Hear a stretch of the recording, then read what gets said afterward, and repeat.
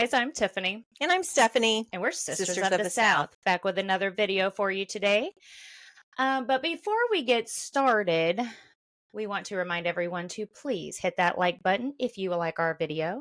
Subscribe for more true crime content every week. And hit that little notification bell so that you are reminded every time we put on a video.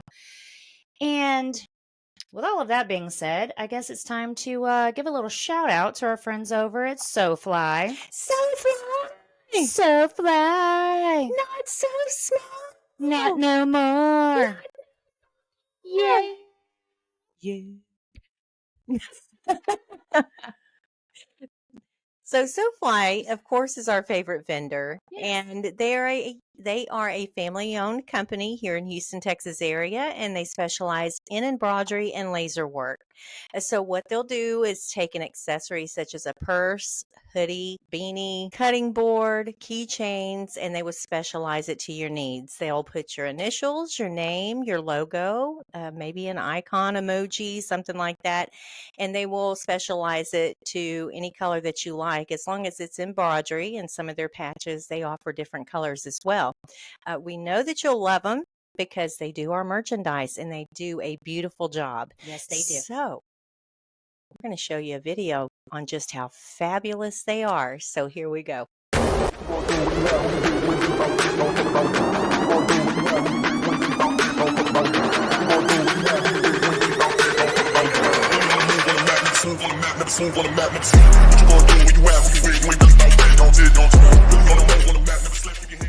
All right, guys, we hope you enjoyed that video. Please go check them out, get you some stuff, and let them know we sent you. But if you do buy something, please send us a picture because we want to see it too. Oh, yeah, absolutely. It's going to make you walk around styling. So you can walk around styling. We're going to link their information in the description box. That's so right. Give them a try. So with that being said, we're going to move forward with a true crime story that actually upset me, to be honest with you, because when we're young and vibrant and open to the world and have things to offer, sometimes things happen without our knowledge around us because we're a little naive. Maybe we've been a little sheltered, and maybe we trust too much. And in this case, this is what happened. There's points of the story that are really hard, but we'll get through it. But I think it's important that we share this. And if there's any young folks out there who are kind of out there looking for love, keep some of these things in mind because things aren't always as they seem. So with that being said, we're going to start today, and we're going to talk about Terri Winchell. She was born on April 8th, 1963 in San Joaquin County, California, to Mac and Barbara Jean Winchell. Terri Lynn was a straight-A student, excelled at tennis and swimming, and sang everywhere she could, in churches all over the Stockton-Lodi area, at school, and at parties. Bridge Over Troubled Waters is one of her signature tunes. Cassettes preserved by the family reveal a gentle, pristine vocal talent. She had just become a lead singer of a rock band called Hit and took a part-time job at El Torito restaurant to raise money for college. Her mother, Barbara, had retired in 1980 as a dispatcher for the Stockton Police Department. And with her newfound time, she laughed and shopped with her only daughter like a fellow schoolgirl. So Aww. She had a typical relationship with her teen daughter, and they had fun together and they were enjoying, her becoming coming into her new world as a young lady, and they just enjoyed each other. Mm-hmm. Terri Lynn left home on the last night of her life on January 8th, 1981, to help a boy she knew hated her. That's just the way she was, friends and family said. Good-hearted, a devout believer in turning the other cheek and giving people a second chance. But this was a chance she should not have given. By the end of the evening, this beautiful 17-year-old young lady had her whole life stolen from her as she lay lifeless between two rows of grapevines on the outskirts of Lodi, California. She had no inkling of it, but she had been caught in the middle of a love triangle. Her boyfriend, unbeknownst to her, had been involved in a homosexual relationship with another man, whose jealousy drove him to recruit a street thug who would take Terry Lynn out of the picture. Mm.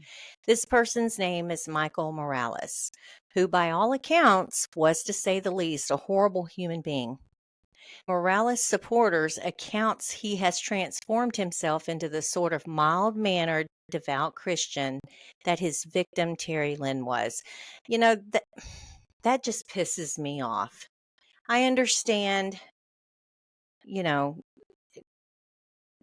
forgiveness, accepting Christ into your life, but you got to go back to the fact that he destroyed a life. Yeah. And so, yes, we can change. I believe that. I believe God can change anybody. But at the same time, he has to pay for his crimes. And so to hear people talk about him like that just kind of pisses me off. But nonetheless, to even compare him to Terry Lynn is what upsets me the most. In his family's eyes, he is a gentle artist, a remorseful, very loving and caring man, not in the eyes of the Winchell family. And of course not. No. To them, he's a monster. No matter how many times he goes to church, no matter how much he reads the Bible, it doesn't matter. He's a monster to them. And of course.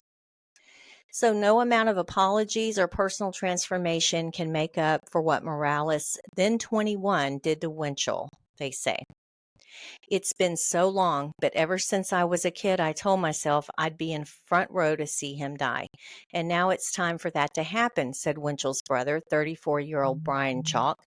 You lock somebody up for that long, sure they're going to change, but that doesn't change what happened or the loss.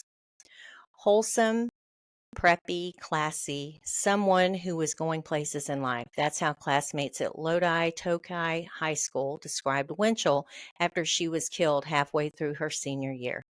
And the memories are fresh today to the people who knew her. She wasn't just beautiful. She had this beautiful alto voice, said Jody Blum, who sang in the Tokay a cappella choir with Winchell. Everybody liked her. She would sit down at the piano and start to sing, and everybody stopped what they were doing just to listen to her.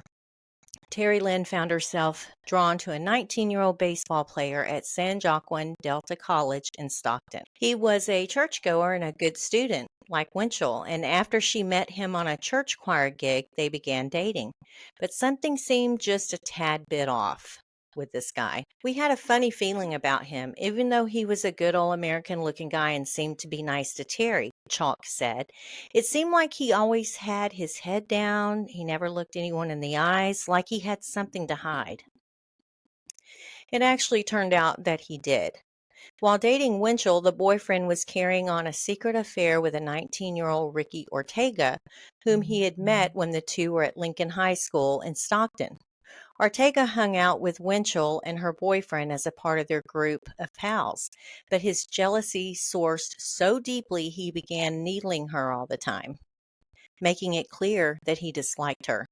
It doesn't help that Winchell kind of kidded Ortega about him possibly being gay, never knowing how close to the truth she was. The boyfriend was becoming terrified of Ortega as well, he said in an interview with the Chronicle. He begged the paper not to release his name, saying he is now happily married with children who have no idea what happened all those years ago. That's a huge red flag. Huge. And the fact Okay. that the paper didn't leak his name or any journalist didn't go in there and try to figure out who he was is really surprising to me. I mean, Yeah. hey, guy, don't you think it's time to come clean? Because just because you don't talk about it doesn't mean it didn't happen. Well, yeah, exactly. And you could lose your whole family in a blink of an eye because you weren't honest. Now, you've been lying for years, but, you might want to just go ahead and come clean. Can you imagine living a life of a lie like that? That's horrible. It's just surprising those things didn't come out, though. I Yeah, don't know. very true. Well, Ricky threatened me, and he threatened to kill my mother if I didn't do it with him, he said. He broke my windows out at 1 a.m. once, and he was so mad. I just didn't know what to do. Well, I don't know. Stop seeing the guy and just call the cops. You know what I mean? But he was young. I'll give him the Yeah, and benefit times of were the doubt. different. Times were different because back then, we're talking a long time ago, Yeah, 4 decades. Back then, homosexuality was not accepted, and right. that was the last thing you wanted anyone to know about you. So I get that. I do. But he was kind of stuck between a rock and a hard place. And the smartest thing to do at this point would be to file charges on the guy. Yeah. The stress of the forced relationship, he said, was in direct opposition to his romance with Winchell. She was so talented, so full of life and energy, he said. She was my refuge away from the craziness. But where some saw beauty and talent, Ortega saw only rivalry. By late 1980, he had had enough. He began scheming on how to get rid of his romantic competition, according to court testimony, but felt he couldn't do it himself. So he called the toughest guy he knew, his cousin Morales, a member of the Little Unity Latino gang. Morales, prosecutors say, told Ortega he'd be happy to help administer some payback. Morales, like Winchell, grew up in Lodi with a big church-going family, one of 6 children. He was a quiet, gentle boy who delivered newspapers at 12, Court Recollections of Friends show. However, he became a teenager. He began clashing with his father for drinking beer and wearing gang fashions of the time, which, you can't blame his dad. He doesn't want that for his son, and it's dangerous. Yeah. And gangs were really getting started back then. 15, the relationship imploded and Morales was thrown out of the house. He dropped out of high school and bounced through a group home before hitting the streets of Stockton. There, he took up the gang and began abusing alcohol and every drug he could find, from and to the powerful psychotic. Along the way, he fathered 3 children and supported himself by committing petty crimes. I mean, this guy's already got a rough start. Yeah. And 3 kids? And he's like 21? That's a lot. The fact is that in my youth, I did lose myself for a few years, Morales wrote to Governor Arnold Schwarzenegger at the time. He was asking for clemency. The words so neatly inscribed, they looked as if they were from a printer. He called it a dark period in my life and described himself in those days as a person of loose conduct and poor attitude. That's to say the least, dude. No joke. I mean, loose conduct? To me, loose conduct is maybe, I don't know, going to a party and getting drunk. Maybe that's loose conduct. But anyway, my opinion. Then, right around New Year's 1981, came the request from Ortega.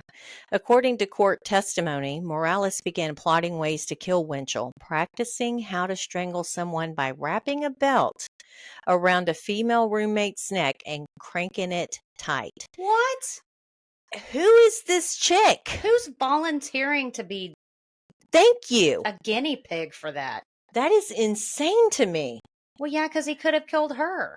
Well, yeah, and what's stopping Sure, him from doing wrap it? it around my neck. Let's go. Let's see how tight you can get this bastard. I don't know. Oh my God. Is that not crazy? I don't know. That's scary Yeah, it is. to me. Once he had the technique down, he waited for the call to action. It came on a Thursday, January 8th, 1981. Ortega, pretending to want to ease tensions with Winchell, called her house around 5:30 p.m. as she was heading out the door to buy food for her mother, who was ill. He told her he wanted her help buying a gift at a local shopping center. Eager to mend fences, Winchell agreed to go, relatives testified. Ortega picked her up around 6 p.m.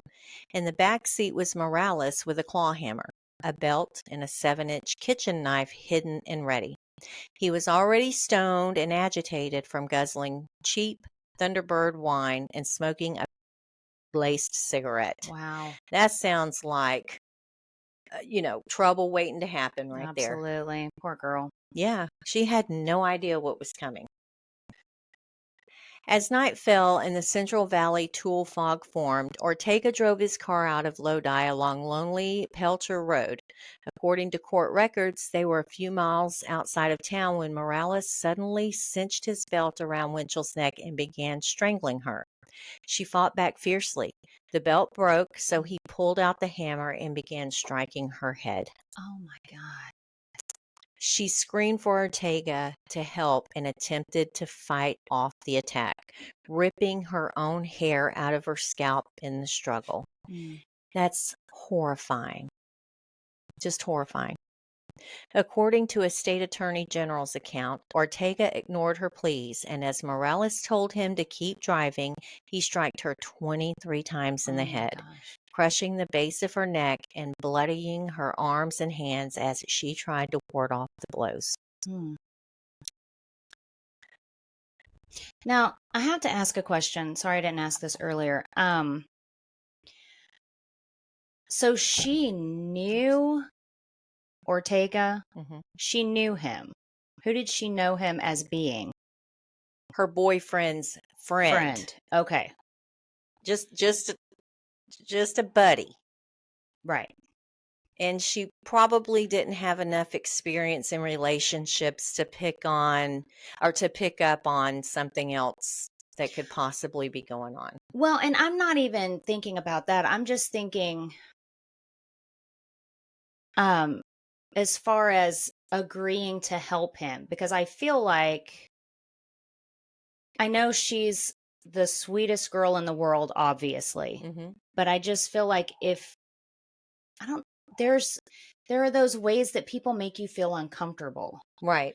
And you've been around those people, they make you feel uncomfortable, and you're not, at some point, you have to say, no, Right. Yeah. sorry, but no. And I Mhm. mean, because her boyfriend's obviously feeling uncomfortable with him at this point. But I don't think she picked up on any of that. You can And feel people's tensions, though. There had to be tension between them. yeah, I'm sure there was, but that's what I'm saying. I think because she was young and naive and She didn't. she had not sharpened her skills at learning what that meant, or even what that feeling meant, that she just misgauged it. She was probably the type of person, by all accounts from what I read, that just wanted everyone to like her. And she thought she could fix it. But, when you're young and you feel that way, you take on the world and sometimes you get hurt. And unfortunately, with her, it ended Right. her life. And so, that's why I'm saying just be careful of who you allow in your life and be aware of your surroundings. And always, if you pick up on a weird feeling, believe your body. Yes. It's a chemical thing that us humans pick up on, and a lot of times we ignore it because we just want to make peace, right? But if that feeling don't go away, abandon ship. See, like I remember even being in high school, I remember those people that made me feel uncomfortable and I Hmm. just didn't want to be around them. Yes. She had, that's why I feel like she kind of pushed that aside Yes. to get into that car. And probably because this is her boyfriend's buddy. And she doesn't know that her boyfriend's scared of him because he's not telling her nothing. He don't want her to know what's going on.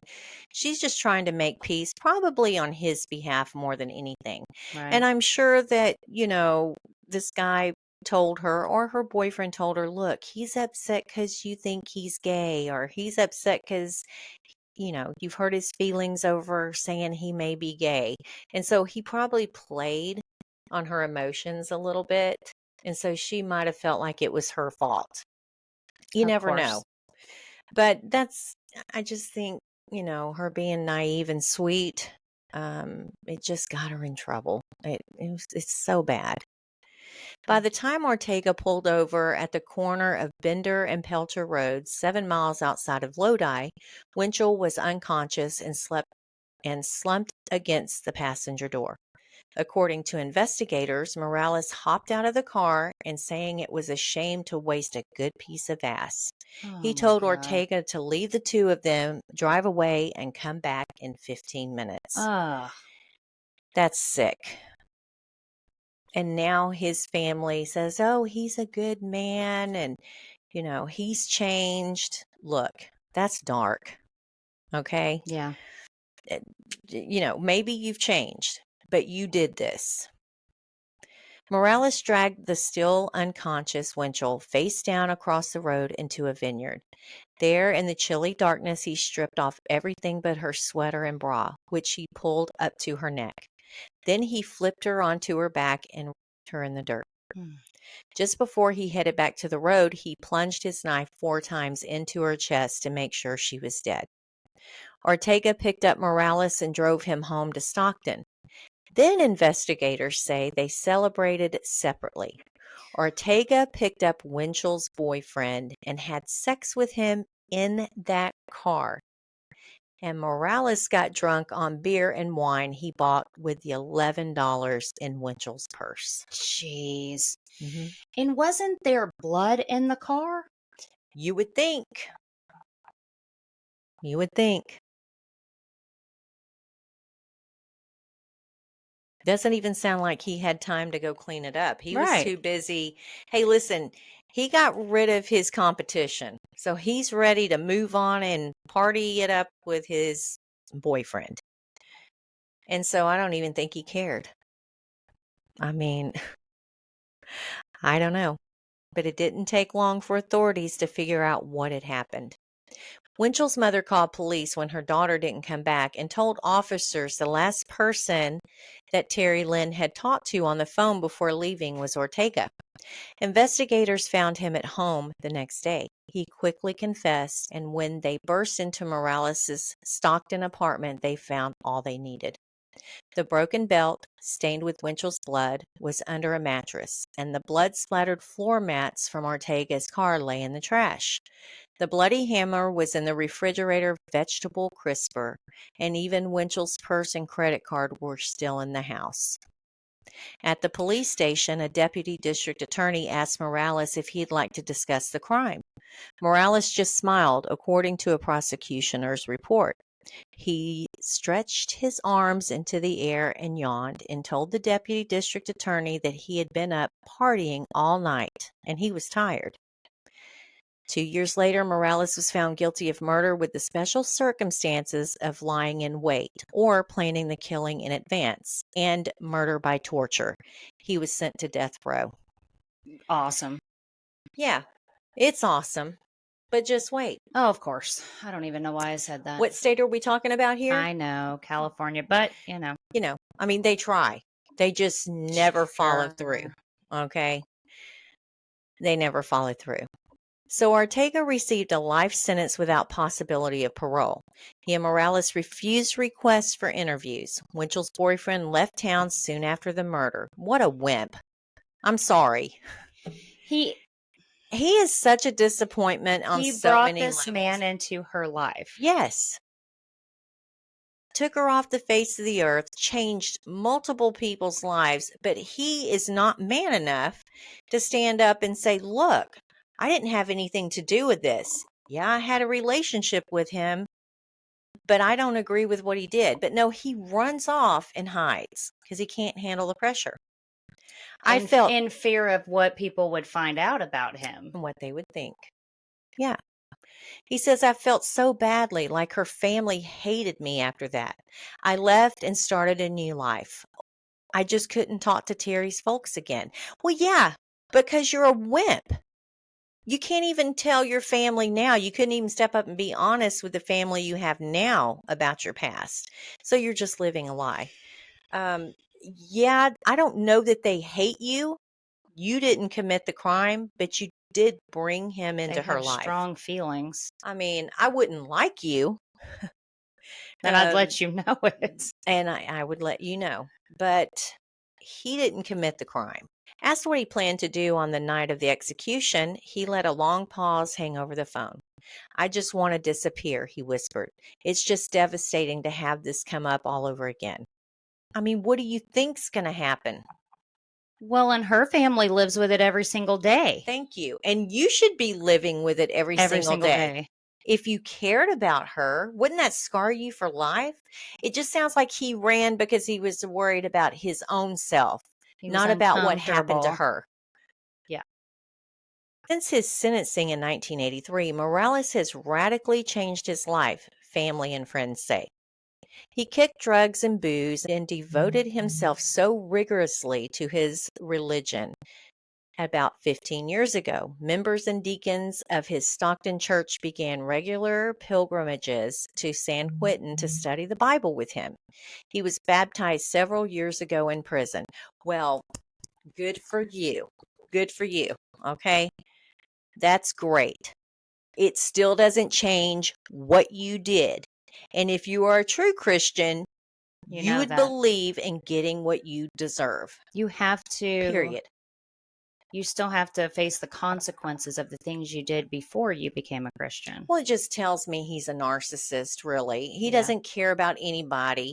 He just, he just wants it easy for him at the end of the day. Sounds All like he's going all to do is these men, that's all they want. yeah, he's manipulating his family and friends and hiding behind the Bible and the cross. So that's my opinion. I do believe people can change, but this guy was a loser, period. He has received A grades in English and math classes while on death row, and his meticulous drawings of wilderness scenes and portrait subjects are popular sellers in the prison art store. Well, good for you. You're an artist. You're a straight A student. Why didn't you do that shit when you were in civilization, right? Why didn't you go to church, pick up your Bible and read it, and make straight A's when it counted? Because now nobody gives a shit, okay? In the real world, nobody cares. But anyway, like many people, Mike has been through difficult times with his family, but his relationship with them now is strong and he has a valuable role among them. Helen Keeler, a friend of Morales has appointed as his spokesperson on personal matters, wrote in an email from her home in England. Lady, you live in England, okay? You don't know this man. What in the hell is wrong with these people? Why would you even waste your time? There's so many other good people out there that needs conversations and needs friends. Um, what are you doing? This man brutally murdered a beautiful young woman, took everything from her and her family. But you're going to pick him to show compassion to. I mean, come on. It goes even further. He raped her after he did it. Mm-hmm. Yeah. And spent her $11 on booze. They love him dearly. Terry's murder was committed by a man rendered unrecognizable to his family and friends through a drug use. They feel this crime was not committed by the man they know and love now. I beg to differ. Okay? I just can't with this guy. Bring him to Texas. We have a death row in Huntsville. We'd be happy to take him. As a matter of fact, we'll put him in the fast lane. This guy needs to go. He's a waste of breath. Period. My opinion, but that's how I feel. Morales' mother, Josie Morales, wrote in his clemency petition, denied by the governor, that as he mellowed behind bars, he has grown into a very loving and caring son, brother, and father. Yay. For his part, Morales admits what he did and says he is sorry, but he's still contesting the death sentence, saying the lying in wait charge that landed him on death row was corroborated chiefly by a jailhouse informant who lied when he testified that Morales had confessed to him in Spanish. Morales doesn't speak Spanish, his defense attorneys say. Look, you killed her. Who cares what they said? Okay? You killed her. Death row. Bring him to Texas. We're waiting. Okay? You can't go off that. There was so much evidence. He literally just left it all around like he was proud of it. Come on. Well, he was proud, but now he's a God-fearing man. Okay? So, you know, California, you pick them well. Prosecutors and Winchell's family say the objections are baseless. At least two other people who corroborated the lying in wait charge, they say, and add that fighting the sentence undermines Morales' claims of remorse. And it does. Absolutely it does. Yeah. I think it actually undermines him confessing as being a Christian, too. Okay? I think that he's not a Christian.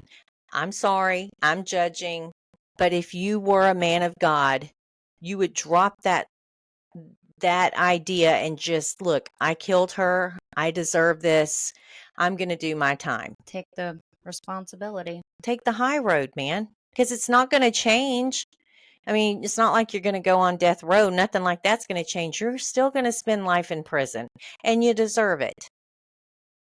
I mean, look at the way Morales refers to killing my sister in his clemency letter to the governor.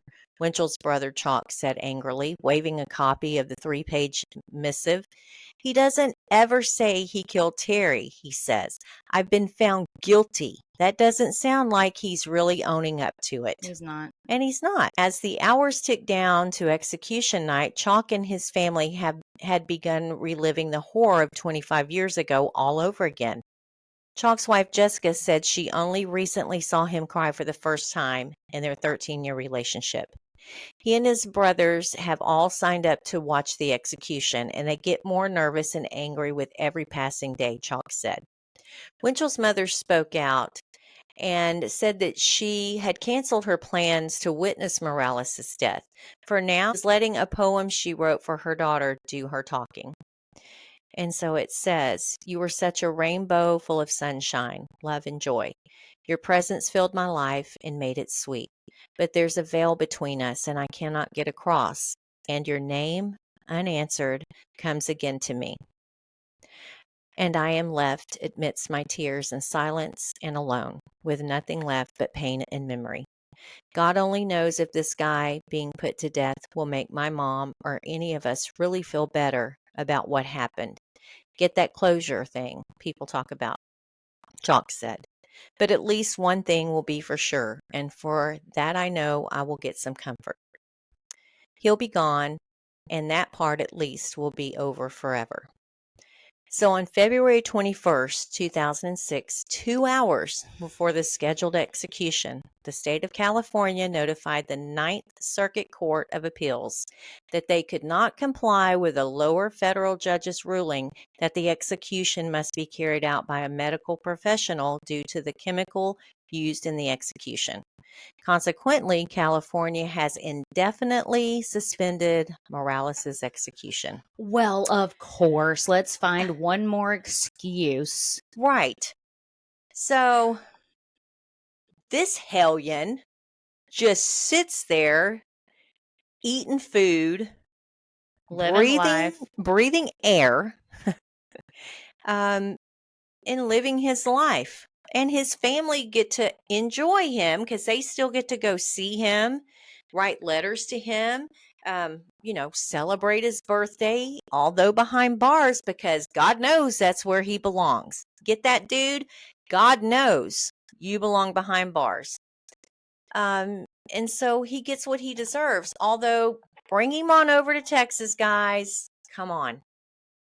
Like, this dude deserves the death penalty. And it pisses me off that this whole family has had to struggle through this guy recanting and never admitting to the death, period, that he caused at his own hands.